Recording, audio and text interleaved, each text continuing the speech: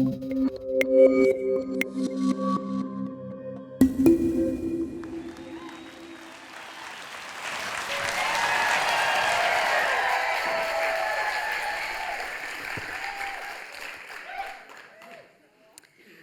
were two things that made me really happy when I was 20. One was I was finally training to be a nurse, something I'd wanted to do ever since I was tiny. It was the perfect job for me because I love meeting new people and I love minding people. The occasional enema wasn't really in the plan, but hey-ho. The other thing that brought me joy was dancing.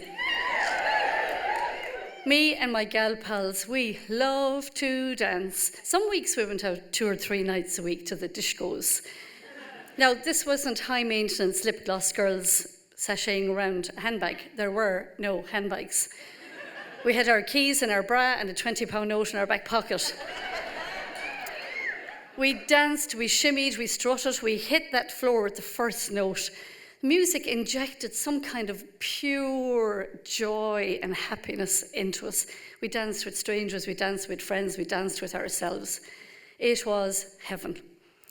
It was after one of these wild nights that I first met Dave. Me and the girls were cooling and refueling outside the chipper after the disco.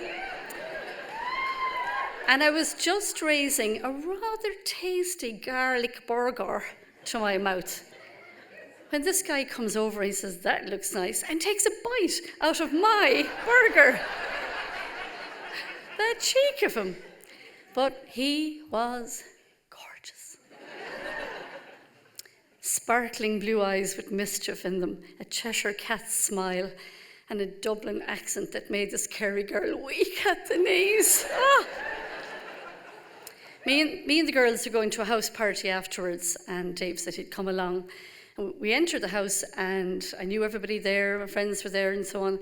And he said, "Let's go." So we left the house. The attraction was strong. Down, boys.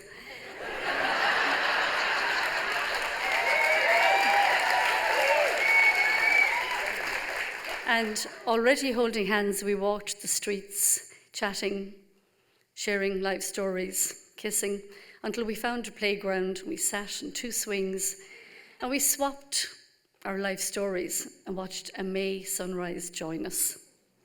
He said he lived at home with his mom and dad in Dublin, but worked mostly abroad, and I said I was nursing in my hospital in Cork.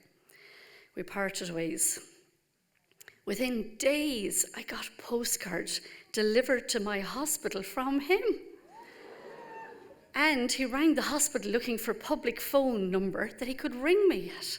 I couldn't believe this gorgeous guy was trying to get in contact with me. Within weeks, we were trekking up and down between Cork and Dublin, meeting each other every chance we got.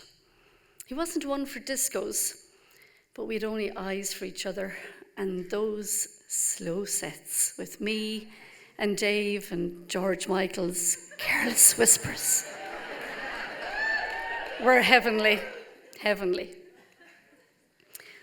One day he said, we were about 6 months going out at the stage, and he said, "Come up to Dublin. My best friend is having his 21st and he's having a DJ. I was delighted. I'd never met his best friend yet. So before we went to the party, Dave said, "I have something to tell you.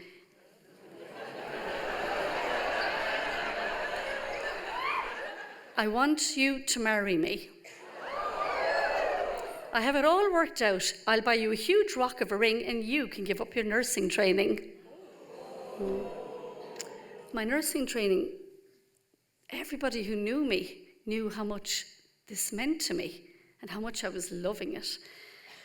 And I said, "Look, I think the time isn't quite right, so can we talk about it later?" We went to his friend's 21st, and he introduced me to his friend. Dave went up to get drinks in, and this brilliant tune came on, Jimmy Somerville and the Bronski Beat. And his friend pulled me out onto the floor, and we danced like wild, whirling dervishes, and the crowds clapping us on and so on. And afterwards, I flopped down breathless beside Dave. I said, "I love that tune." He said, "What went on there?" I said, "Dancing with the birthday boy." He said, "Do you fancy him?" I said, "No, he's your friend, his birthday, I was dancing. Let's go." So we left, and we had radio silence for the night. Next day, he said, "Look, I need to trust you." I said, "You can." He said, "You have to earn my trust." And I said, "I'm sorry."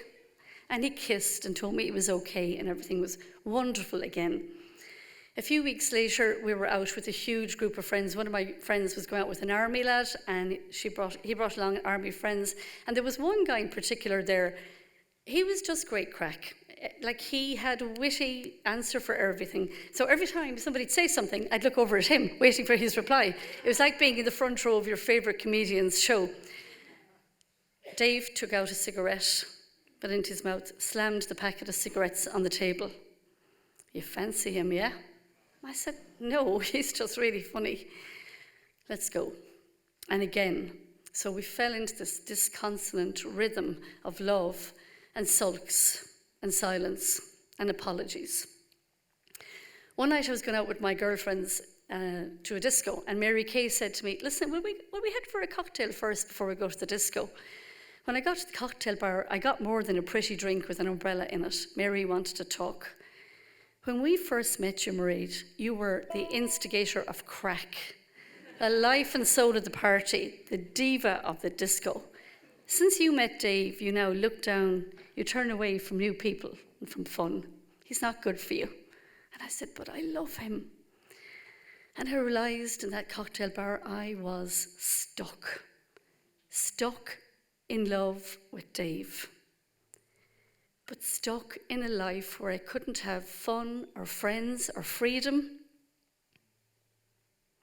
A few months later, I was in my bridesmaid's dress at Angela and Pat's wedding. We'd been friends since we were 4. Her big brothers were like my big brothers growing up. And Eamon said, "Mairead, how are you? I haven't seen you in ages. Come over here and tell us, how's life been treating you?" So I went over to him and his lovely wife, and I asked about their kids, and I told them about my nursing training. And I said, "And I'm here with Dave. We've been going out for 2.5 years. He's over there." And there he was again. His blue eyes not sparkling, a major in his mouth, and slamming the packet down, glowering over at this childhood friend. So while Angela and Pat were on honeymoon, I knew what I had to do, and I broke up with Dave.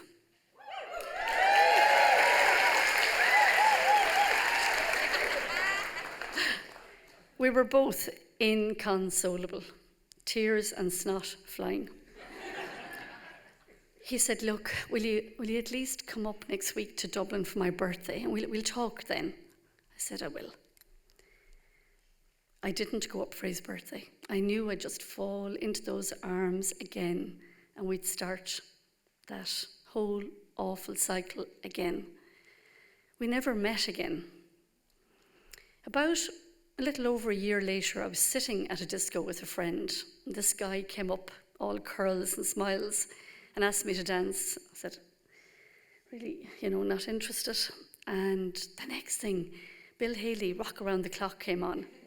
Now, when I die, if that song comes on half an hour later, I will rise from the dead and dance to that tune. So I danced with him. He was John. He was funny. He was just gorgeous. And we started going out together. And one of our first big social occasions was another wedding afters. And we were up at the bar talking to 2 strangers we had only just met at the wedding. And the next thing, Gloria Gaynor's "I Will Survive" came on the dance floor, and I ran out into that dance floor, into the arms of the music, doing all the dramatic moves that Gloria Gaynor's "I Will Survive" needs, and bumping and grinding and shimming on down with strangers and friends. And then I went, and I looked over at John. He was still chatting with the people at the bar and laughing at my antics.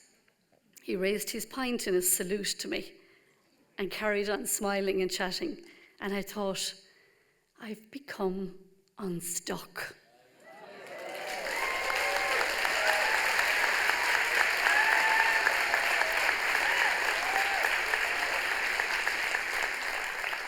I am free. I'm loyal to John, and this time I'm also loyal to me. Thank you.